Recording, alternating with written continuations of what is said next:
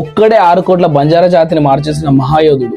అతను మనిషా లేక దేవుడా? అతను మరణించిండా ఇంకా బతికే ఉండా? 67 ఏళ్లకి శరీరం వదిలేశాడు, కానీ ఇప్పటికీ గుర్రంపై తిరుగుతూ కనిపిస్తుందని చెప్తారు. అతని చిత్రపటం లేని ఇల్లు ఉండదు, అతని గుడి లేని ఊరుండదు. అతని సేవాలాల్ మహారాజ్ 1739 ఫిబ్రవరి 15 ఆంధ్రప్రదేశ్లోని సేవగఢ్ గ్రామంలో పుట్టాడు.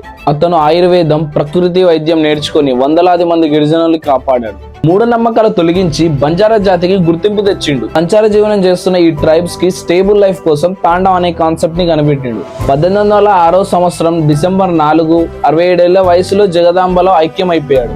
అందుకే బంజారాలు సేవాలాల్ని ఇప్పటికీ గుర్రంపై తిరుగుతూ కనిపిస్తాడని నమ్ముతారు. ఇప్పటికీ ప్రతి సంవత్సరం మహారాష్ట్రలోని అతని మహాసమాధి దగ్గర జాతర చేస్తారు. అతను బంజారా ప్రజలకు చేసిన సేవలకు గాని ఇప్పటికీ బంజారా ప్రజలు అతని దేవునిలా కీర్తిస్తారు. బంజారా ప్రజలు ఇప్పుడు ఒక స్థాయిలో ఉన్నారంటే ఇతని కృషి మరువనిది.